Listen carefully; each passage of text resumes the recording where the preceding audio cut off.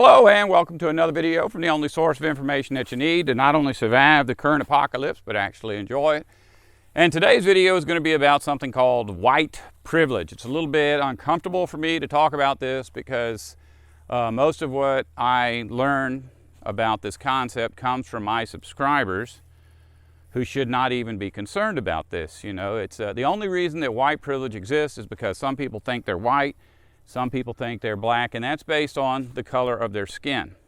Now, there are people in this world who are whiter than me that consider themselves black, and there are people in this world that are blacker than me that consider themselves white. So it's not really as clearly defined as people might think. Most of what makes us black or white only exists here in our heads, or in your heads, not in my head. I honestly don't consider myself a member of a race. I don't really think that I have thought that way since childhood, actually. And it's difficult for me to imagine anybody thinking that way. But people do. It's very obvious that we live in a world that's divided. It's very unfair. People want fairness. And people want to think of themselves as fair. And so they oftentimes will associate fairness with people who are like them. And just so that you, to get a better idea of what I'm talking about, because some people are going to have a hard time acknowledging that there's no such thing as color. But they will acknowledge that, that things such as the political parties are basically imaginary. And so we'll talk about it based on the political parties. You see, Republicans and Democrats are the two parties that exist in this country right now, but that's not always been the case. In the past, it was Whigs and Federalists. In other countries, they have different. There's always a two-party system in every single location that's under the control of the empire, and that's by design. The people that rule over the planet want everyone to form up into teams because it's easier to convince teams to murder one another than it is to convince brothers and sisters to murder one another. And we are all brothers and sisters. Now, if you've watched any of my videos, you know that I don't believe every human on earth came from Adam and Eve. Adam in the Garden of Eden is called the Son of God. That's his title, the Son of God. But there are other verses in the Bible about the Garden of Eden that speak of the sons of God, plural. And it's impossible to deny this because a lot of the ancient language text exists from that time, and the word sons is plural in all of those ancient texts. So there were different people that were put into the Garden of Eden. Now it's possible, but not necessarily definite, that some of those sons of God were Asian, some were African, and some were European. And so that's basically what science has come up with. They have determined that all humans on the earth fit into one of those categories. And so it's possible that that's how humans were originally created, Africans, Asians, and Europeans. And it's also possible that when the ark came to rest on dry land and Noah's three sons came out, that those three sons were African, Asian, and European. And that doesn't sound reasonable since Noah could not have been all three of those. But in the Bible, there are a lot of verses about the conflicts that exist amongst the families of men.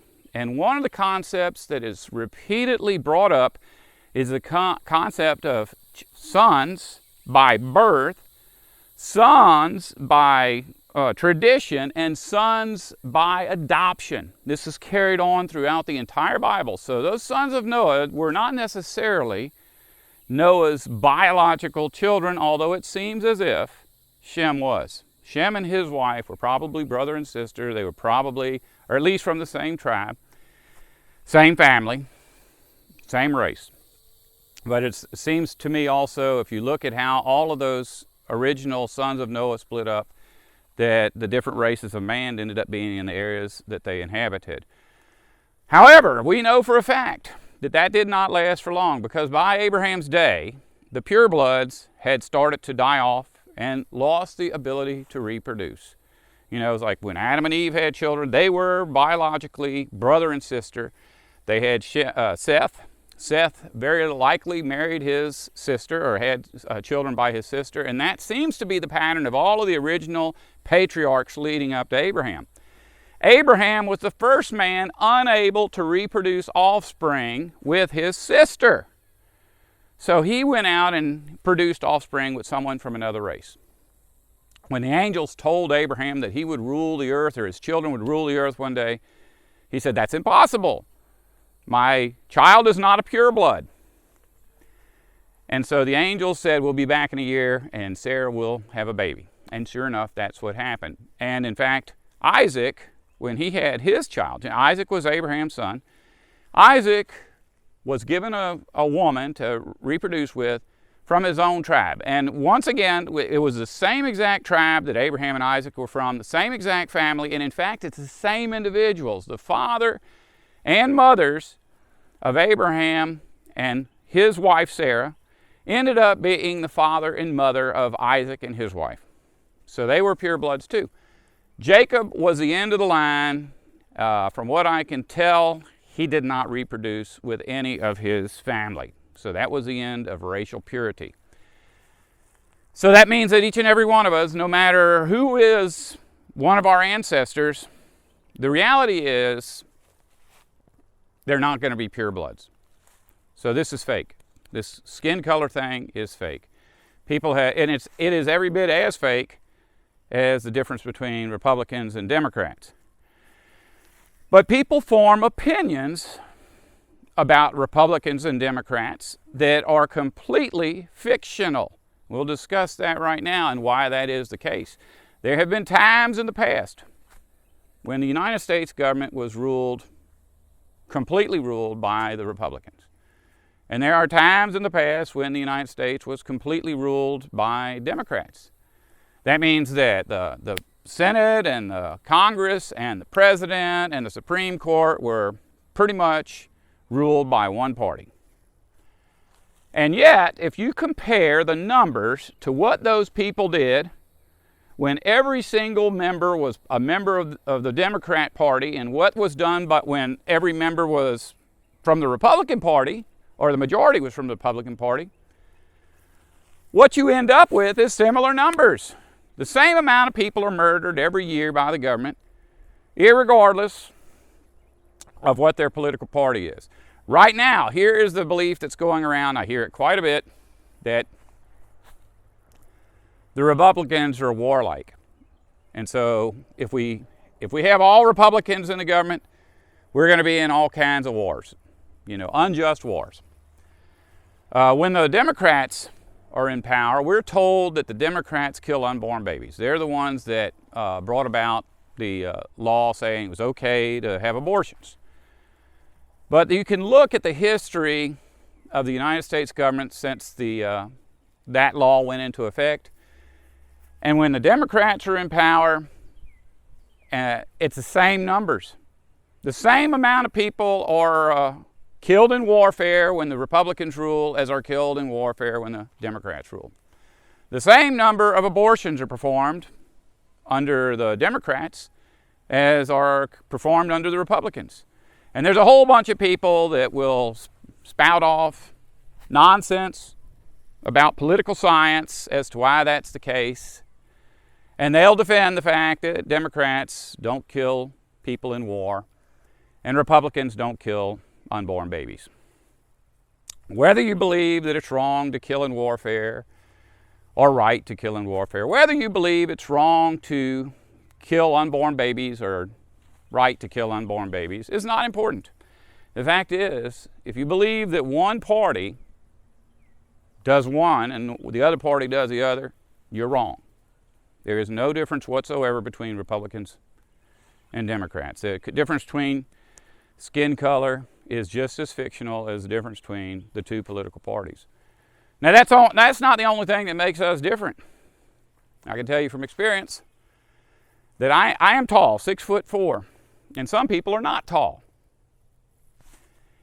Any time that I have been subject to the rulership of a short person, whether it's a boss at work or a law enforcement officer pulling me over or a judge, or a general or admiral or whatever, my life gets exponentially worse. For some reason, short people do seem to really, really hate tall people. But once again, we live in an unjust world. Imagine if you're a short person and you're beaten and you're spit on and you're robbed.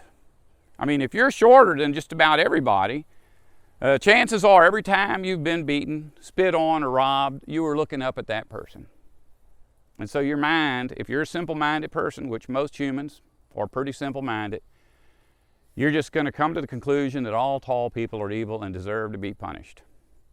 Now, if we look at the numbers, we can kind of get a better understanding of why this white privilege thing is such an issue. Because we live, this is what, 2019? There are people alive now that were alive in, 1919, 100 years ago. And there's a lot of people alive from somewhere in between there, 1959, 1949, 1939. There's a lot of people that lived through that. And in the past, not in the distant past, but in the past, there was a time when all of the people who were in authority were of one color. And that color was white. And anytime you have every single person in authority of one type, all short people or all black people, all Muslim people, it doesn't matter. If every single person in authority is a part of one group, it is just a fact that the people in the other groups are going to suffer. And I think you would have to be really, really insensitive to look at the past, American history, and not come to the conclusion that black people were severely abused in the ancient past. And in fact, 200 years ago, the only way to be black in America would be to be a slave. Over time, those numbers slowly began to change. But even up into the 1950s, most black people were still just slaves. And they may not have been kidnapped into slavery, but they were born black. They lived in a black neighborhood. When they went to work, they were doing the same exact jobs as the white people and getting paid about half as much. Now, at the time, the government realized that black people were starving to death because their pay was not enough to support their families, and so programs came out like the whatever welfare programs, food stamp programs, medical programs for poor people. And rather than looking at that and saying, well, those people were really, really suffering, it's only right that America somehow take up the difference. And I know, honestly, the perfect solution to that would be simply to require people to pay everybody equally. But what's the point of having a business if you can't make minorities suffer or people that are unlike you suffer? Because that's what people become bosses and such because they want power.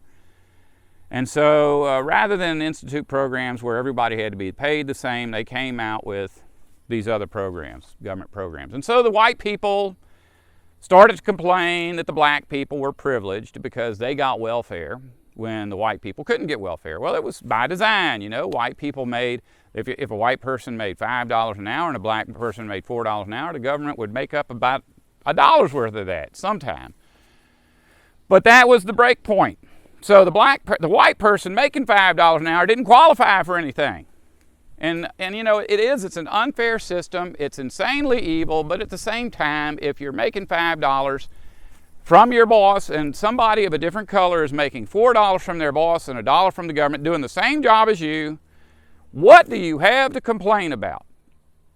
Now, in our current world, there are other teams. There's Christian, Jew, and Muslim.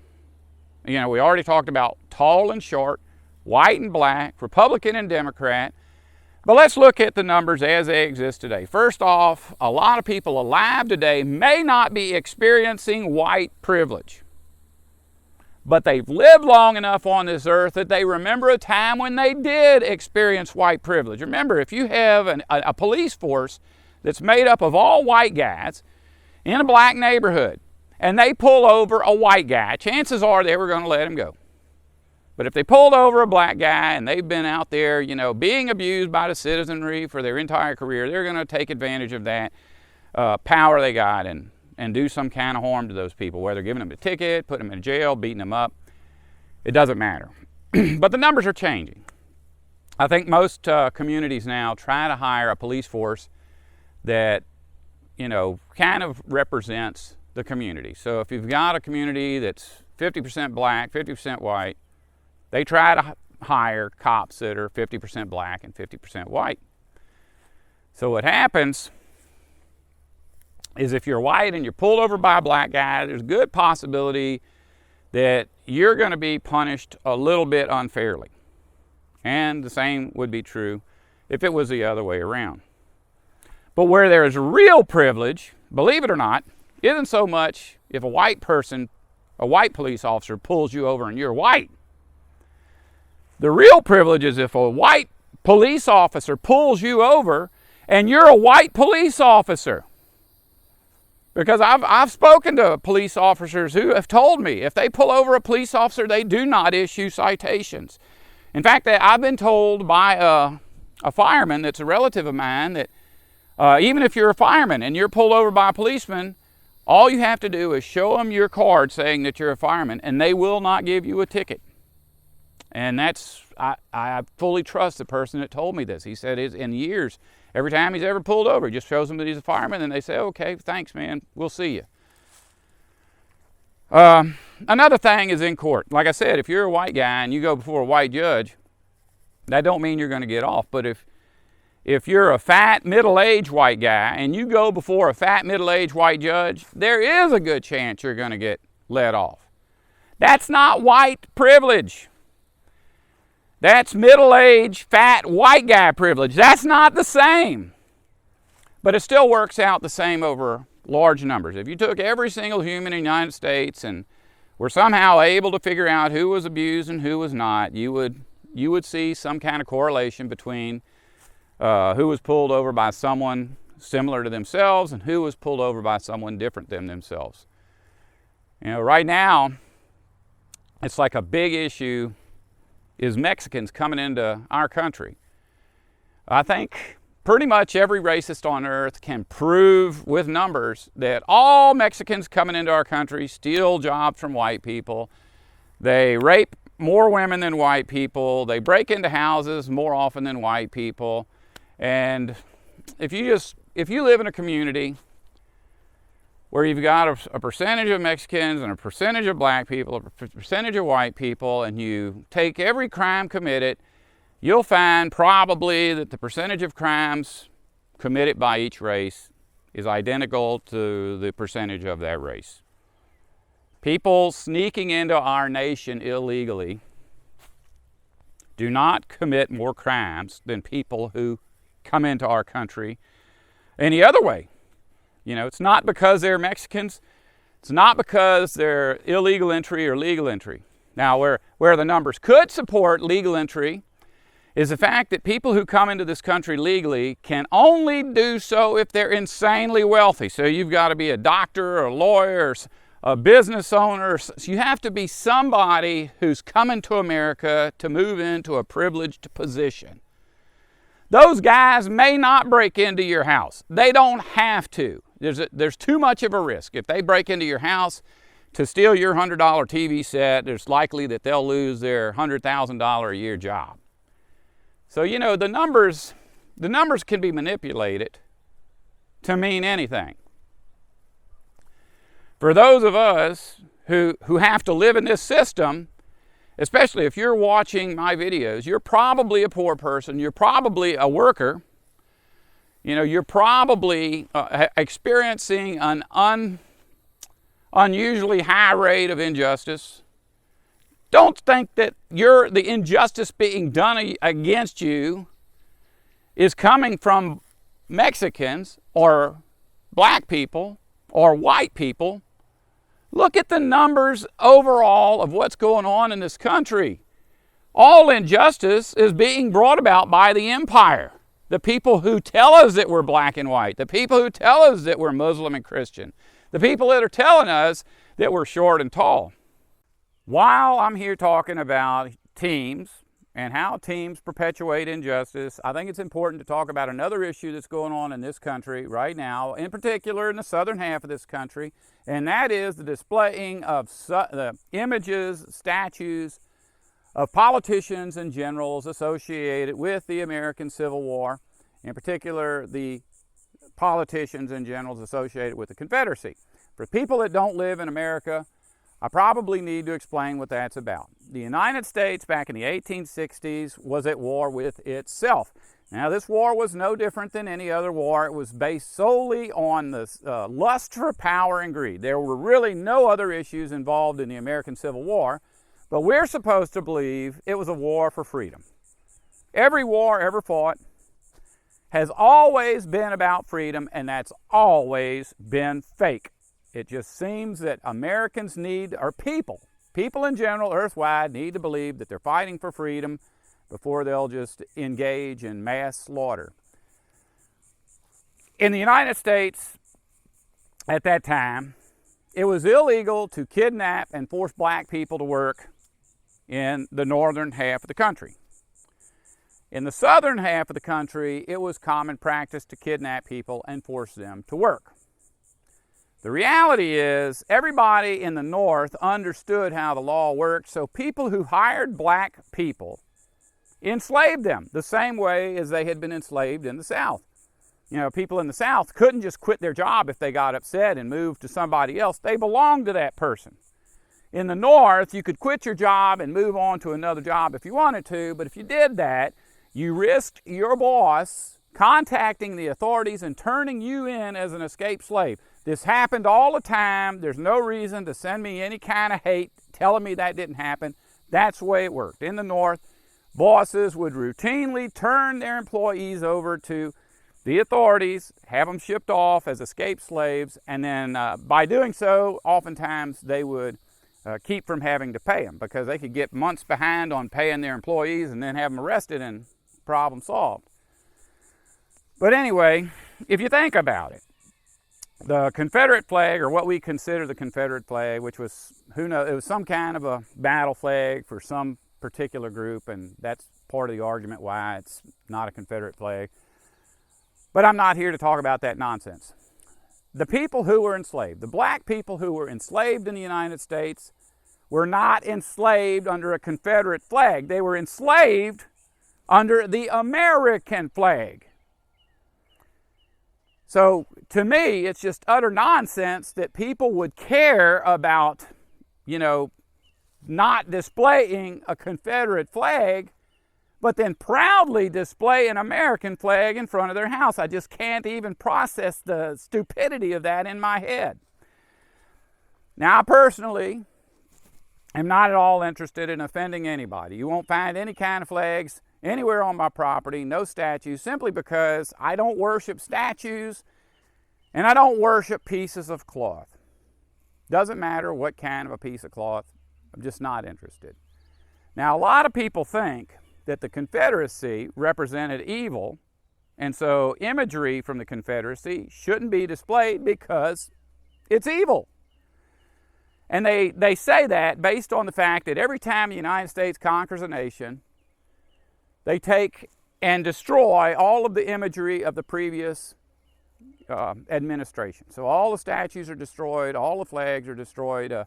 One in particular that comes to mind is there's an image that ends up on every documentary about World War II where there's a swastika on top of, I think it's called the Reichstag. It's the German Chancellery building.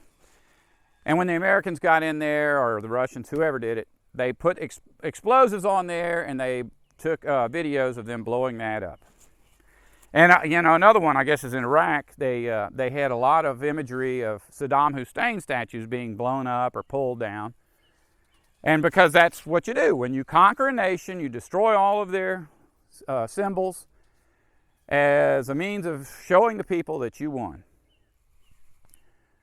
America did not destroy all of Hitler's imagery because Hitler was evil. In fact, there's nothing to support that Hitler was any more evil than anybody who was an American politician or general at that time. Same thing is true of Saddam Hussein. Were Saddam Hussein and Adolf Hitler wicked? Yes, they were. But they were as wicked as a politician Could be. That's what politicians are. They're all wicked. Just as an example, the thing that Hitler's most known for is the concentration camps where the Jews were executed, where they were brought in and gassed. The information that's available about that proves that, without a doubt, that did happen. The only problem is the numbers. You know, some people have really, really high figures for how many were killed in that, and some have very, very low. I think it's pretty obvious that the numbers are going to be somewhere in the middle. And the same thing is true of the concentration camp set up in Germany after World War II by Dwight D. Eisenhower. Now, I'm not going to tell you that Dwight D. Eisenhower was more evil than Hitler, but there's a pretty good possibility that he was every bit as evil as Hitler. When he set up his concentration camps, he wanted people to die more miserably than the Jews died. So whereas Hitler put up buildings to keep the rain off of his victims, Eisenhower didn't. He just pushed all of these people into a small piece of property, put barbed wire around them, and then set armed guards outside of the barbed wire to shoot anybody that tried to escape. There were no bathroom facilities. These people died in filth, and they've died by the thousands, tens of thousands. And so, to this day, there are elementary schools and parks and malls and roads and public buildings named Dwight D. Eisenhower. But in Germany, there are no Adolf Hitler schools, there are no Adolf Hitler roads, there are no Adolf Hitler public buildings. Not because Hitler was evil. Obviously, the people that lived there recognized Eisenhower as evil, but Hitler lost. That's all there is to it. Hitler lost. Saddam Hussein lost. As part of that loss, all of their statues got destroyed. It's only in the United States that the Confederacy, which lost the war, was conquered by America, was allowed for years and years to display these statues. Those generals, those Southern generals, Southern politicians, Southern flags were no more evil than the politicians, generals, and flags of the North. After discussing all these different aspects of racism, or teams, as I like to call it, the question still remains, is white privilege real? Well, if you're white or black, maybe yes, maybe no. But if you refuse to be white and you refuse to be black, no. White privilege is not an issue. Evil is an issue. If you're white and you've decided that all evil people are black, you're an idiot. And the same is true if you're black and you think all white people are evil, you're an idiot. Evil people are idiots. Victims are victims. This ain't got nothing to do with your color or your religion or your height or any of that. Evil is evil. If you allow yourself to be ignorant to the reality of actual evil because you're obsessed with your race, you're going to lose. All of this is about to be fixed by God, who promises to get rid of all human teams. Now is not the time to be on a team. If you don't want to survive, don't listen to me.